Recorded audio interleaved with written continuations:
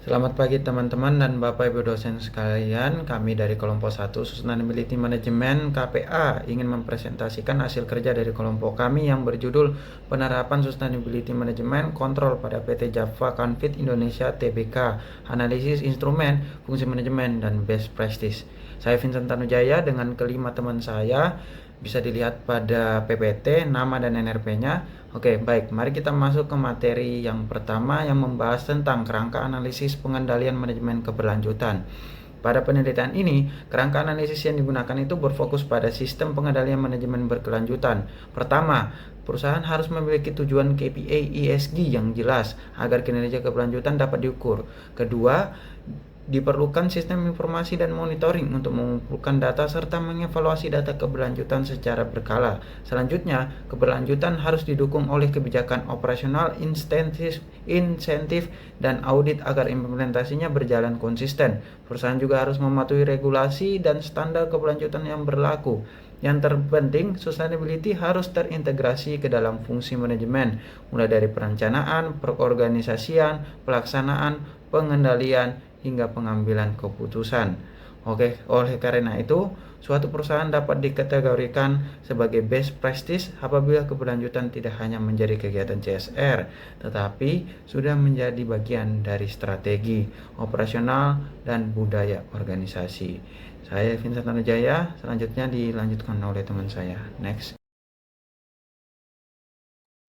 Pada bagian ini saya membahas analisis fungsi manajemen Java dari sisi controlling, decision making, dan budaya organisasi.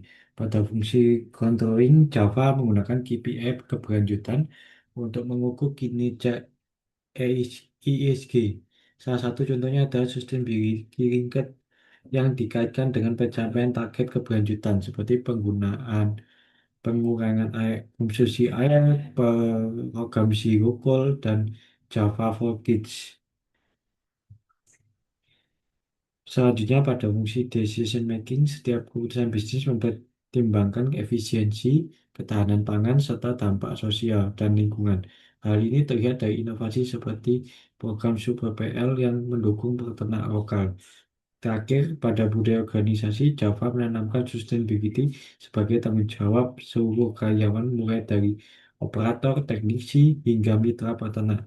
Dengan demikian, keberlanjutan tidak hanya menjadi tugas divisi ESG, tetapi menjadi budaya kerja di seluruh perusahaan.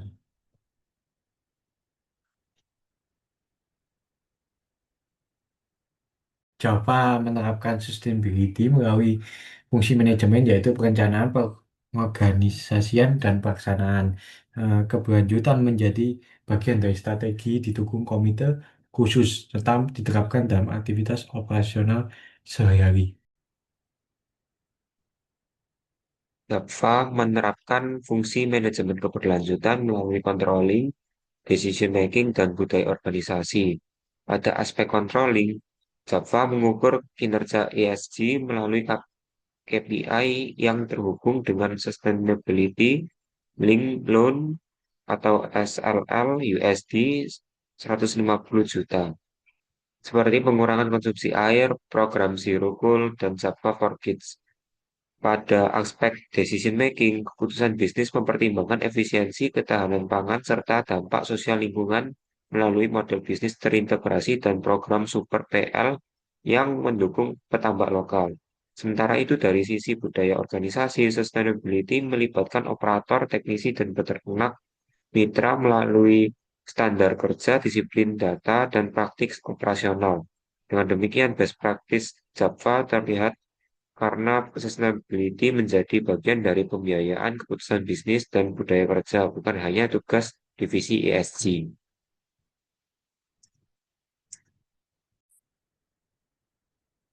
Pada bagian ini adalah instrumen manajemen keberlanjutan Java. Keberlanjutan ini gak hanya cukup menjadi program CSR saja, tapi harus masuk ke dalam sistem manajemen perusahaan mulai dari tujuan strategis, KPI, pelaporan, monitoring, insentif, kebijakan, sampai audit. Java ini menunjukkan praktik yang cukup kuat karena strategi berkelanjutan dari dalam keluar itu sudah dikaitkan dengan efisiensi operasional, kualitas produk, dan kapabilitas internal. Dari sisi KPI ini, Java ini memiliki indikator seperti daur ulang air, zero goal, Java for Kids yang terhubung dengan Sustainability Link Loan. Ini menunjukkan bahwa target keberlanjutan tidak hanya bersifat simbolis, tetapi mulai dikaitkan dengan pembiayaan dan kinerja perusahaan. Selain itu, sistem pelaporan berbasis GRI dan POJK, matriks materialitas, evaluasi efektivitas program, serta kanal pelaporan pelanggaran seperti Java Alert menunjukkan adanya fungsi controlling dan akuntabilitas. Jadi secara keseluruhan ini Java ini dapat dinilai sebagai best practice yang kuat, meskipun tetap perlu diperkuat dengan assurance independen supaya keberlanjutannya itu semakin kredibel.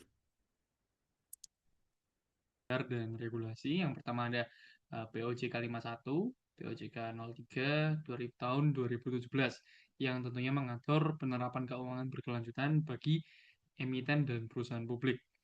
Kemudian relevansi bagi Java itu sebenarnya apa? Karena Java itu merupakan perusahaan publik yang bergerak atau memiliki sektor spesifik yang niche. Kemudian mendukung pelaporan dan juga tata kelola keberlanjutan perusahaan. GRI Standards. Standar global ini semacam standar global untuk pelaporan dampak ekonomi, lingkungan, dan juga sosial. Kemudian membantu laporan sustainability menjadi lebih kredibel dan dapat dibandingkan. Relevan karena Java itu menggunakan indeks GRI dalam laporan keuangan berkelanjutannya. Dan yang ketiga itu ada ISO 14001-2015 yang menekankan sistem manajemen lingkungan yang sistematis, mencakup implementasi, pemeliharaan, evaluasi, dan perbaikan berkelanjutan. Hal ini relevan dengan Java karena Java tentunya memiliki aktivitas khusus dalam pengelolaan energi, air, limbah, dan emisi. IFRS 1 dan S2 menekankan mengungkapkan sustainability berbasis governance, strategi, risk management, dan juga matrix target. Sustainability Linked Loan Principles menjelaskan bahwa SLL itu memberi insentif bagi perusahaan untuk mencapai target sustainability-nya. Kemudian target itu harus jelas dan ditentukan dari awal. Maka dari itu SLL-nya relevan dengan Java karena menjadi instrumen kontrol yang sustainable. Sehingga SLL itu akan semakin kuat jika KPI itu bersifat material dan diversifikasinya secara independen, bukan dependen. Kesimpulannya, proses sustainability oleh Java itu dapat dianalisis menggunakan standar dan regulasi yang sudah saya sebutkan tadi. Kemudian perlu menunjukkan bahwa sustainability itu harus masuk ke dalam strategi KPI, pengelolaan risiko, pelaporan, dan evaluasi perusahaan.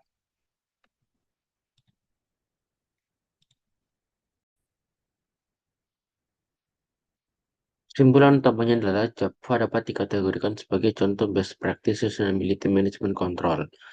Nah, ini terlihat dari beberapa hal, contohnya strategi berkelanjutan, komite berkelanjutan, dan lain-lain.